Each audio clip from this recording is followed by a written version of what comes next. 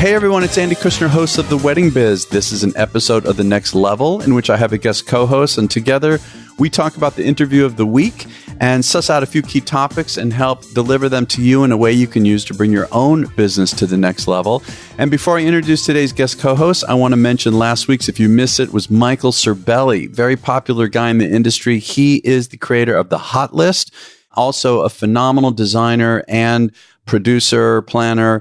Sean of the Business of Being Creative was the guest co-host, and Sean is the guest co-host for today. Welcome back, Sean. Thank you, Andy. Yeah, it's so good to have you again. Let me say a little more about Sean for those of you who might not know him. Again, the Business of Being Creative, which is focused on providing practical advice to those in the business of being creative. Sean's client list includes the who's who of the wedding industry and design community. And we had a fantastic conversation February of last year. I will link to it into the show notes. You've got to check out Sean. And Sean, you know I'm going to have you on in the next couple of months for a part 2. I can't wait.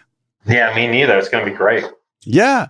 So this week's guest who we're talking about is part 2 with David Monn. If you all missed part 1, you must go back and listen to it. Sean and I were just talking about how amazing David is, and it was on July 18th of 2019. We'll have a link to that in the show notes so you can check it out. As far as part 2, let me just say a little more about David. His clients include social leaders from around the world, as well as a who's who of brands and institutions. He produces the Met's annual Costume Institute Gala. He did the iconic 100th anniversary of the Plaza Hotel, and he's a contributing editor to Departures magazine and has been featured in numerous luxury and lifestyle publications. So Sean, I loved how David talked about fundraisers and not-for-profit events. I know a lot of us, that we talk a lot about weddings, but a lot of us obviously also do not-for-profit events. And David was saying, it was just, I love the context that he put this in, that you got to think about really more, I think, than we usually do about who is going to this, why are they there? And he's saying that the people who go to non-for-profit events are going for, this is interesting, social currency or social obligation, and not necessarily for the cause. And he wasn't saying that that's a negative. It's just that we've got to be aware of why people are in the room. And he's not saying that causes are not worthy, but rather, especially these people who go to these fundraisers on a regular basis, that they all have their own personal ones that they believe in. And why are they going to these over and over and over? Well, probably because a friend is on the board, or it's an honoree who they know, or they want to get to know the honoree. It's just not necessarily the cause. And therefore, got to get them in and out, and don't, as he said, burden them with the evening. You got to take that event, and it's really important to understand to produce it in a succinct and exacting way to tell the story of the organization. I know that's a little verbose, but I really wanted to express what David said. What did you think? Oh, I think it's great. I think it's from the event producer's point of view, I think it's amazing, right? Because you could make this all about whatever the cause is and drive that home, there's nothing wrong with that. But it belies why people are there, right? And if what he's saying, which is, the underneath of it is that the people that are in attendance go to many of these things. That's right. And yep. So the idea of it is that you're trying to, as the host, to make the event itself, right? The flow of the event, the precision of the event go as smoothly as possible, so that that's what gets remembered, right? Because if you made it all about the cause and the power of the cause, and not to say that the cause isn't great, I think that's not his point. It's that the point is that they're all great causes and they're all worthwhile to support, right? It's that the people that are there are being asked time and time again to support them, and so that the event itself has to be run precisely and well, so that the event itself is entertaining, right? And I think that that's just understanding his role, and something that most of us don't do, which is really look, and I think that's why he is as good as he is that he's always focused on who's in the room, right? And why are they in the room? And what's the point of having them in the room? And how do we take care of the people that are actually in the room? That's right. And I, speaking from my own experience in entertainment, handling a lot of these, again, I had not quite heard his angle on it, and it made perfect sense. He was also saying that these events have to happen as quickly as possible. And this was interesting. And I totally agree. Don't allow an honoree to speak if you can, because then we can't control it as a producer. And he's saying that anything you leave out of control will control you. So I asked him, well, if you're not letting them speak, and he's right. I've heard honorees speak and it drones on and I can see people in the audience get really bored very quickly. So I said, well, then what do you suggest to your clients? And he said, let them speak with video so that it can be controlled by editing, by asking certain questions, et cetera. And basically everything is a story, needs to be produced. Know that the mind shuts down at a minute, 32 seconds. And beyond that, it becomes a burden and you run the risk of losing people's attention. Right. Love it. I mean, it's where it's the idea that he's really looking to who's in the room and then to control that experience, right? That's right. The control. Yeah. And that's what his thing is, right? Is that he's going to be the maestro of it all. I mean, he's going to put the show on for you so that you can experience the event as he chooses to. So if he's going to lose control, he's not going to be comfortable, right? And I love that. I think it's whatever he feels that he's not going, there's a risk for him, he's not going to take it. And look, all we have to do is look at the history of non-for-profit events that he has designed and produced and how they keep having him come back. And these are some of the biggest ones in New York City, which is the biggest in the world.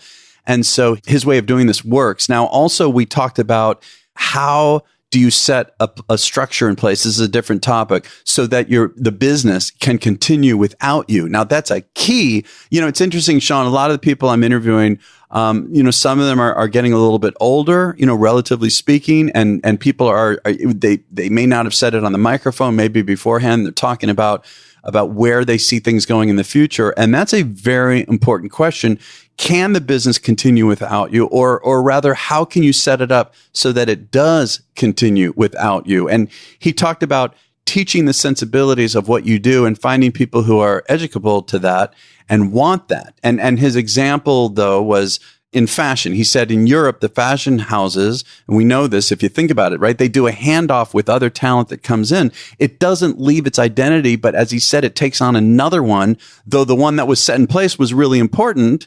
And in America, it's different, generally speaking, the fashion house. It's about the person. And so these fashion houses have a hard time continuing on. It's an interesting way to think about our own businesses. Yeah, and I just wrote a post for this and actually a column, and I love the idea of legacy, column for the Business of Home. And it's about legacy. And it's, to me, what he's talking about is that idea of having the ethos of what you believe carry on, right? Which doesn't necessarily mean it's going to be the way you would do it, but it is the way that you envision it. And I think that taking it a step further than what he was really talking about, but what he was really hinting at is that if you hear the theme of control, understanding how a David Monn event happens and what it's about, then you understand his process is so critical about how to get there and how to do everything that he does. So understanding that the depth of that process, making sure that I call them the 3 W's, right? That every step of the way, he knows where he was, where he is, and where he's going, right? And everyone on his team are the same. And so how he does that every single step of the way is something that he's very, very familiar with.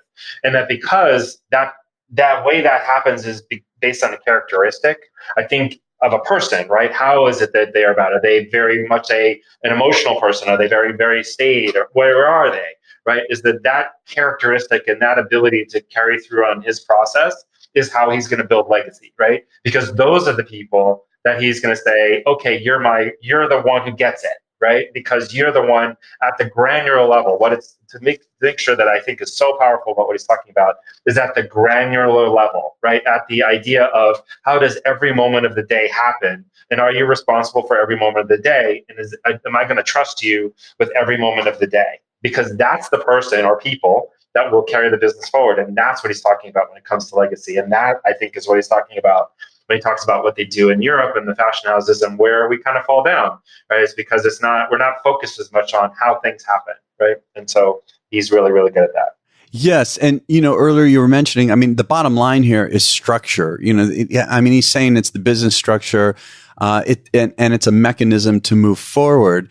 And it was interesting that he said too that if there can be more successions in these current successful event companies in our industry, it would actually strengthen the industry.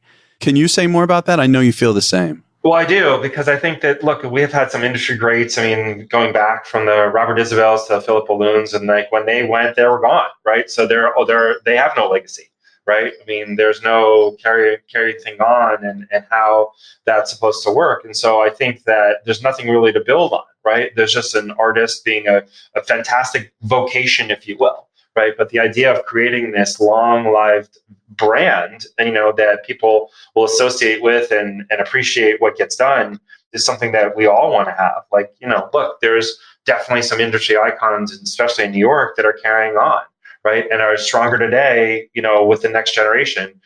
Two examples are, they're not specific in terms of children and stuff like that, but Rennie and Reed, a florist that is a strong one in New York. And then obviously Harriet Katz has passed, but her daughter and her niece Gourmet Advisory. Yeah, have done incredibly well, right? So yeah. And still do well because of what was put in place, right? And then the way they take it, they're taking it all to new heights. So it's, to me, that's a really important statement for our industry and something that I think we all should work towards, right? It still seems really challenging to me. I mean, when I think about a lot of the big names, and actually Harriet was a great example, Gourmet Advisory. Harriet Katz is an absolute, for those who don't know, she had been around forever. I mean, she passed away somewhat recently, and she was an icon in New York City and in the industry, one of the first. She was hugely successful. But I wonder, talking about creating a business structure, how much of it, though, was like, I know her daughter has basically taken it over. And then there was another person there. I forget her name. Yeah, her name is Claudia. Yeah, so Claudia, that's right. But how much of that is bringing the person along for months or even years and introducing them to the public and the clients? I mean, how much of it is structure versus kind of preparing a particular successor? But then here we go again. It's based at that point on a person. No, I mean, I know them all very well, and I know what they are, and their personalities couldn't be more different from Harriet, right? Harriet. Yeah. So for me, it's, yes, Harriet did introduce them and put them there, but they very much understood what Gourmet stood for, and I'm sure Rennie and Reed understands what the business stands for and wants to carry it forward. Right. So, yes, I mean, I hear you, what you're talking about, that it's a person grooming a person to take over. Yeah, but more of it is about making sure that the public understands that this person is a steward of the vision that, in this case, the founder had, right? And can take it further, right? And they're going to, right? So I think that's it's a dual-edged thing, right? Yes, you're grooming a person and then people will take it over, but it's also making sure that person is capable of carrying things on in the spirit of what the business is all about, right? I think that is, that's what legacy is, right? Legacy is the ability to ratchet things up, right? Not just to be status quo. The legacy is to take it further, right? And I think that's what David's talking about. That's certainly what Melissa and Claudia are doing, and what Reed has done for a long, long time. Well, and wouldn't you say, I'm thinking too that it is really, there's a sense of humility that you really have to live if you're the one who originated the company, in order to think that way, to think ahead, right? And along the way, not wait to the last minute, but along the way, kind of have that attitude that I'm going to develop my brand, I'm going to present my brand, and I'm going to develop this business structure in a way that, whether it's 3 years away or you're thinking 15 years away, it seems to me that all along the way, it's something you can be developing, the idea of some kind of an exit strategy. Yeah, I think, well, it's both. It's ironic that you say humility, right? But I think you're right. It's humility to know that it's bigger than you, right? Humility to know that you've created something that's beyond you. Whether that's, you could also turn it back and say that it's all you. But I mean, I love the idea that you're going to take a step back and you're going to work towards the idea of what it is when you're not there, right? Yeah. I love that idea. I love the idea because to me, it's the same contemplation for if you're going to sell the business, right? Who is it for, right? What is this built for? What's it about? And doing that work is you being humble, right? Is knowing that you were just the person who either got it started or right. But you really do understand that this is meant to be to make a bigger statement and a better statement, right? Then you could do it, right? That, I think, if you can come from that place, I think then, yeah, the humility you're talking about is fantastic. Yeah, I think it'd be a good exercise for all of us because it's hard. We're, especially in this season right now, we're all so busy and just crazed with everything going on. But to still take that time to maybe sit still and maybe even, I think first as the entrepreneur, as the owner, to sit down. If you have a business partner, great. But then eventually with the team and even address this and talk about, let's discuss this. Let's look at the structure that we have. Is it set up such that it can continue? Or let's say that the main person who's originated gets sick or simply wants to take some time off. God, John, I'm forgetting who it was. It was someone I interviewed who had taken many, many, many months off. I mean, I had my, a handful of 1 month trips and it worked. But there was someone I knew, I can't remember who it is, who took off many, many months, but they were able to do it because all along the way, they already were setting it up that way so that they had more freedom along the way. I think that's another benefit from doing it. Of course, right? Of course, of knowing, that you've put something in motion and that you are able to step away, right? And know that it's going to continue. Yeah. It is, to me, more than a kind of a passing exercise. It's a vital exercise, right? Because otherwise, there's nothing wrong, by the way, with running a vocation. I mean, if you want to think about it, that's what Philip and Moon and Robert Isabel did. So what? They made tons and tons of impact on the industry and they did great, but they ran a vocation because when they were gone, it was gone, right? That's right. There's nothing wrong with that. Then right.